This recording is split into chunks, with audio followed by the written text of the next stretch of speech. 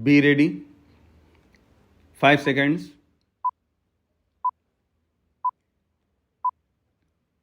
Start.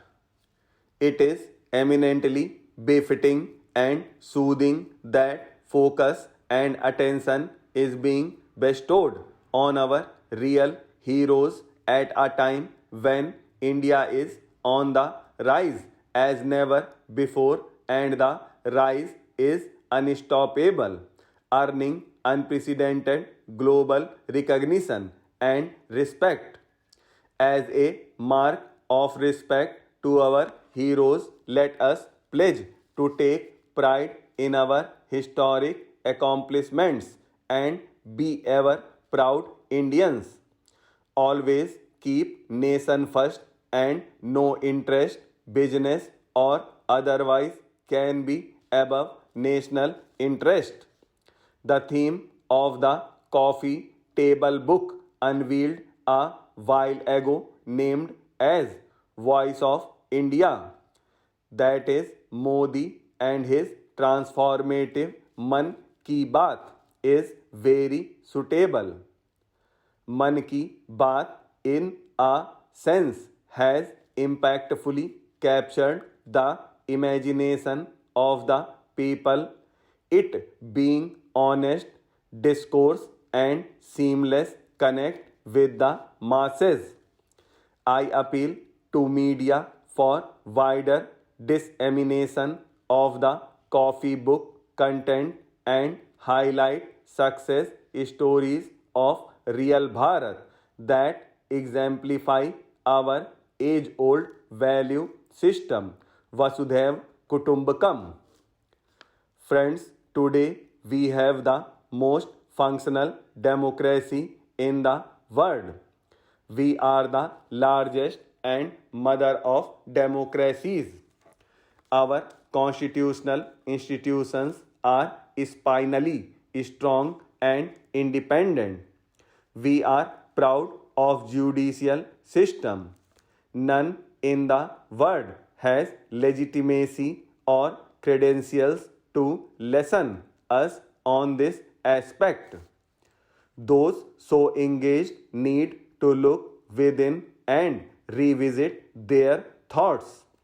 You will not find a parallel in the world that people holding the positions of power would go to other countries to run down their own country. So, we all need to reflect on this. One can see an entire ecosystem aimed at handicapping our growth, attacking India's legitimacy as nation state, its constitutional institutions, including the parliament, is becoming favorite pastime of some outside the country. An intense assault on India's values, integrity, and its institutions is emanating from well maintained incubators. I would not say much but would draw your attention towards South Asia studies in an university. This is being funded by our billionaires. Even the government in 2008 funded it. But look at their activities with respect to our nation and with respect to our neighboring nation. It is a matter of concern. Should we be funding those whose agenda is to thoughtlessly run down this nation? An ecosystem is being shaped to combat India's emergence as global power. It is the favorite theme of some outside institutions to attack India's legitimacy as a nation state and its constitution, ignoring ground reality. It is time for all of us to realize none in democracy can claim on any ground whatsoever to be above the law and beyond the reach of the law. It is time all reconcile to this level playing field reality. Always remember, be you ever so high, the law is always above you. Issues including arising out of judicial verdicts have to be systematically addressed. In recent years, there has been due and commendable recognition to our unsung heroes obscured in our history. Friends, in recent years, the tangible transformation of governance system has led to emergence of transparent and accountable ecosystem. It is tribute to our heroes that wholesome transformation is taking place owing to series of governmental initiatives and policies enabling citizens to fully exploit their potential and talent. New vistas of opportunities are now available. It is in this backdrop that our track record in producing more than 80,000 startups and more than 100 unicorns is envy of the world.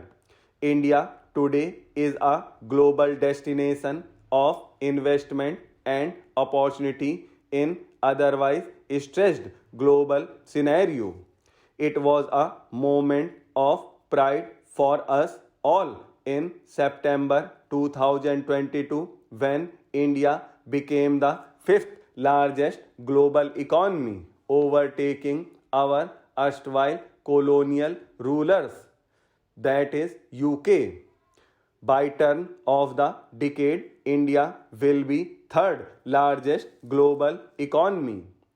Friends, I have an earnest appeal especially to journalists and intellectuals to generate the climate so that our parliamentarians in temples of democracy exemplify high standards worth emulating by people at large. These temples of democracy legitimate constitutional theaters for dialogue, debate, discussion, and deliberation are plagued by disruptions and disturbance. Disorder has become the normal order in the parliament. Nothing can be more worrisome than this. It will be a real tribute to our heroes, sung and unsung, that we do all to nurture and blossom our democracy gifted to us by their sacrifices. This can best be achieved and democratic values and public interest optimally served when the legislature, the judiciary, and the executive discharge their respective obligations scrupulously confining to their respective domain and acting in harmony and togetherness. There will never be a time in dynamic democracy which our nation is when there will be no issues between these institutions. There are bound to be issues. These are required to be resolved, taking recourse to collaborative stance, a structured interactive mechanism among those at the helm of these institutions, that is the legislature, the judiciary, and the executives, needs to be evolved so that issue resolution is well affected. I am a foot soldier of judiciary and have been a senior advocate for 3 decades and have held the position as president of Bar Association. How can I even for a moment can ever contemplate that I will do something which will damage the institution. I would use this platform that let those at the helm of constitutional institutions not communicate in public domain. Friends, I share with millions of countrymen deep sense appreciation for the real heroes of Bharat and express sense of gratitude for Network 18 for devoting this program to them.